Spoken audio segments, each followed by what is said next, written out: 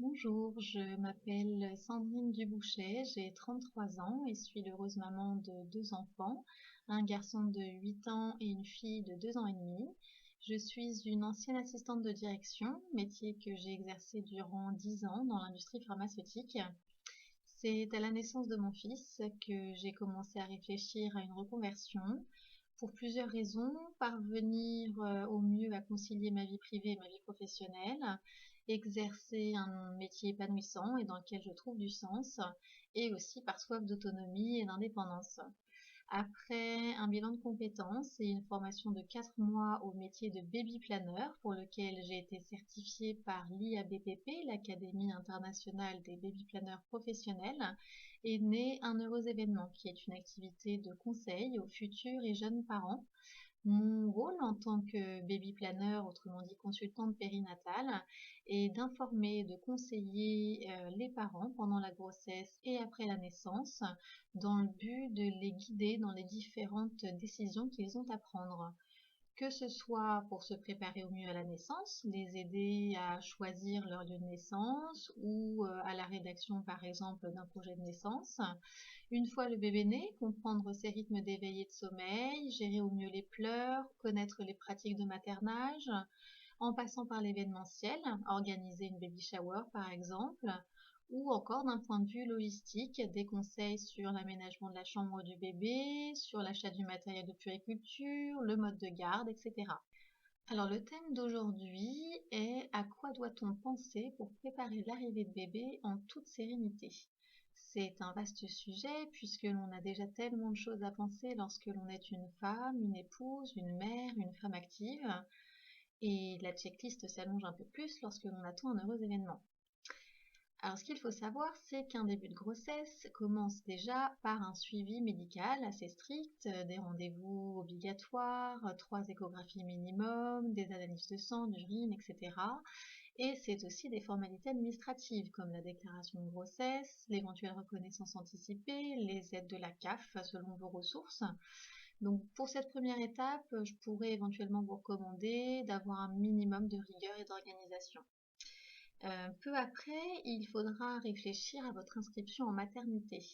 Le choix du lieu de naissance est très important, voire déterminant dans la vie d'un couple de futurs parents. Pour ce faire, je vous conseille de réfléchir ensemble avec le papa à vos attentes, en rédigeant pourquoi pas un projet de naissance et en vous informant sur les différentes structures qu'il existe qui correspondront le plus à vos attentes, que ce soit une maternité classique, un hôpital ou une clinique. Certaines sont labellisées IHAB, Initiative Hôpital Ami des Bébés. Il existe aussi quelques structures alternatives comme des maisons de naissance. Vous pouvez aussi faire le choix d'accoucher en plateau technique, dans l'eau ou à domicile si vous le souhaitez. Ce qui est primordial, c'est de faire des choix qui soient les vôtres en toute connaissance de cause et que ceci soit respecté. Du choix du lieu de naissance dépend aussi celui du praticien. Les deux sont liés. Pour exemple, vous avez déjà le praticien, car c'est un gynécologue obstétricien qui vous suit depuis longtemps, et vous serez peut-être tenté de lui faire suivre la grossesse et l'accouchement, donc dans la structure où il exerce. Inversement, vous pouvez avoir plutôt fait le choix d'une maternité en particulier, une maison de naissance par exemple, auquel cas le suivi sera fait par une sage-femme libérale. Pour vivre une grossesse sereine aussi, il est important que ce soit le cas dans l'activité professionnelle. Et pour cela, je vous conseille de bien connaître vos droits en tant que future maman, que ce soit vos conditions et horaires de travail, les autorisations d'absence, et en tant que jeune maman, l'allaitement au travail par exemple. Pour vivre aussi une grossesse épanouie, c'est important de prendre soin de soi, de son bien-être en tant que femme et aussi de future maman. Ça peut être par exemple des soins pour le corps, donc des massages spécifiques pour les femmes enceintes, de la thalassothérapie, etc. Des soins du visage, maquillage, coiffure, en passant par tout ce qui concourt à se sentir belle et donc bien. Ça peut être des vêtements de grossesse à la fois confortables et jolis, ça peut être un shooting photo, etc.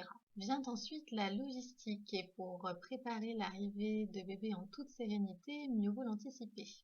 À commencer par le mode de garde. Je vous conseille d'y réfléchir au plus tôt, idéalement vers le 4e mois de grossesse.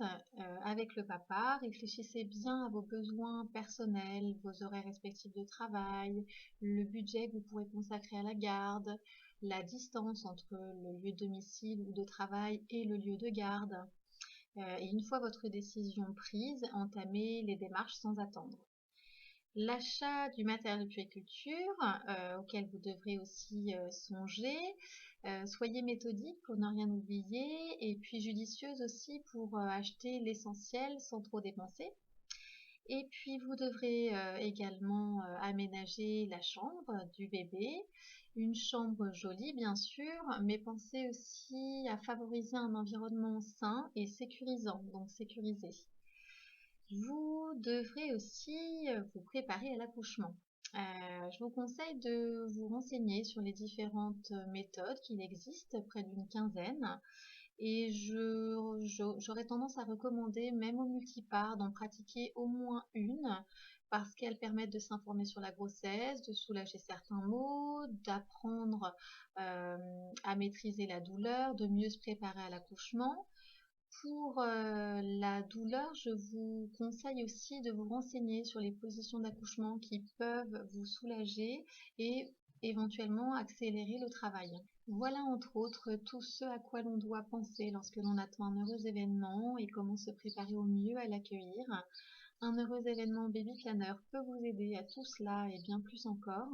Les prestations peuvent être individuelles lors d'entretiens courts, à l'heure ou plus longs, au mois, ou de manière collective lors d'ateliers conférences notamment.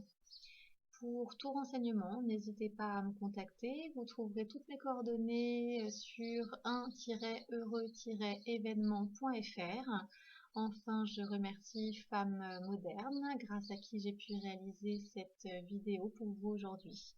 À bientôt et prenez soin de vous.